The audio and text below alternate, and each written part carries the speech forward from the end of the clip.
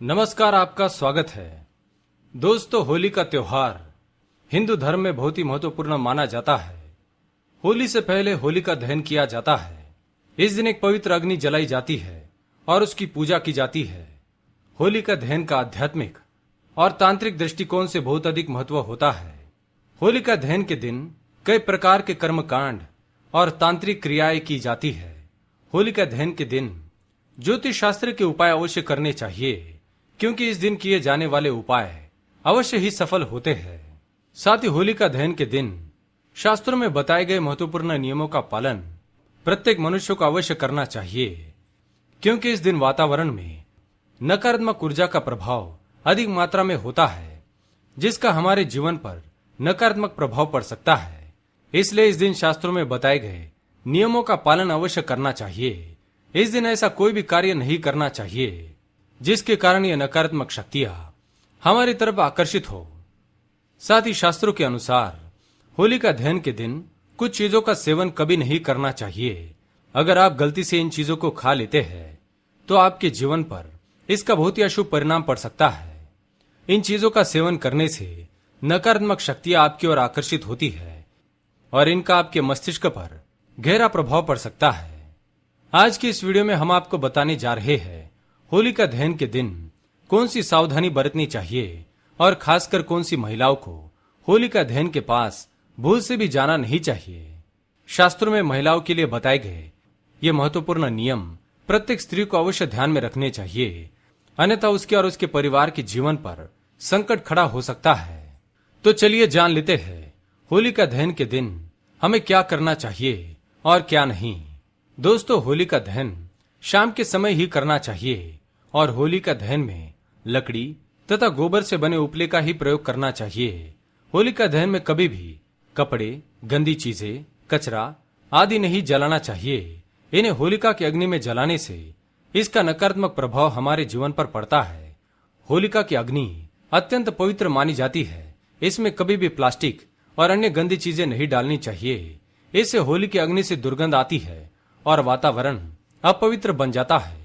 होली की अग्नि में गाय के गोबर से बने उपले, एरंडे के पत्ते और लकड़ी का ही प्रयोग करना चाहिए।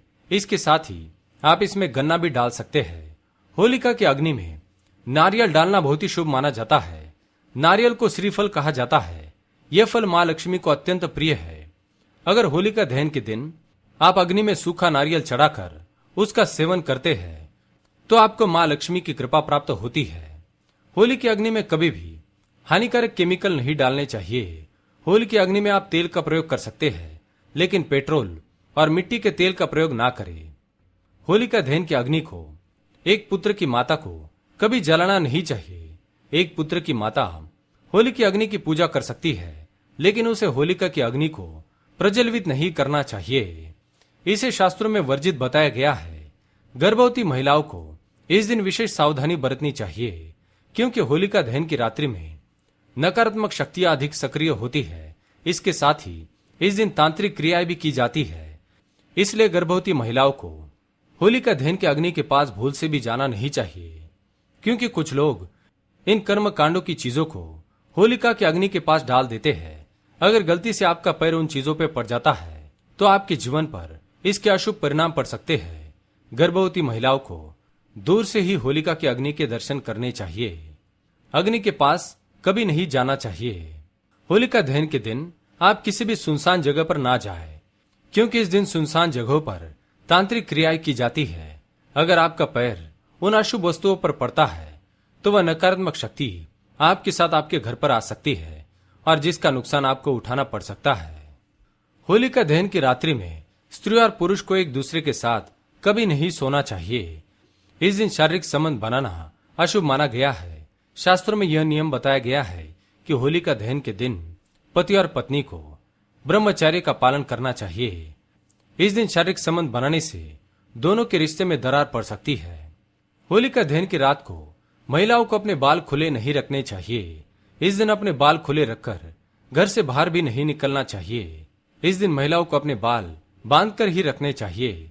इसके पीछे यह भी कारण होता है कि बाल खुले रखने से होली की अग्नि में बालों को नुकसान पहुंच सकता है।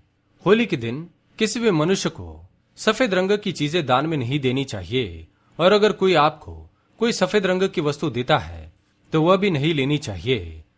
इस दिन नकारात्मक शक्तियों का प्रभाव अधिक होता है और सफेद रंग की चीजें इन नकारात्मक शक्तियों को आकर्षित करती है।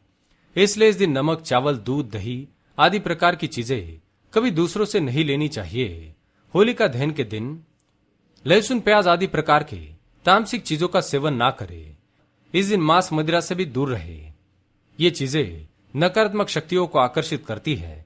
अगर कोई व्यक्ति शराब पीकर होलिका के अग्नि के पास जाता है तो दुर्घटना घटने की संभावना होती है।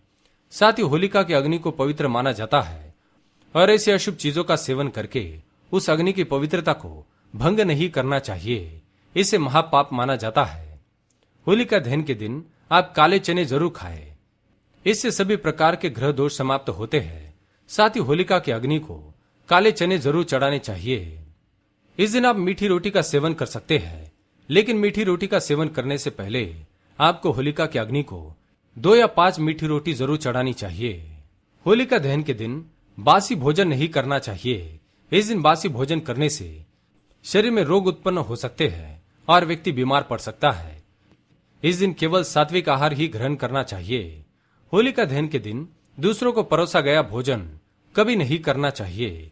होली के दिन दूसरों के घर पर भोजन करने जाना नहीं चाहिए। शास्त्रों के अनुसार इस दिन केवल अपने ही घर का भोजन करना चाहिए।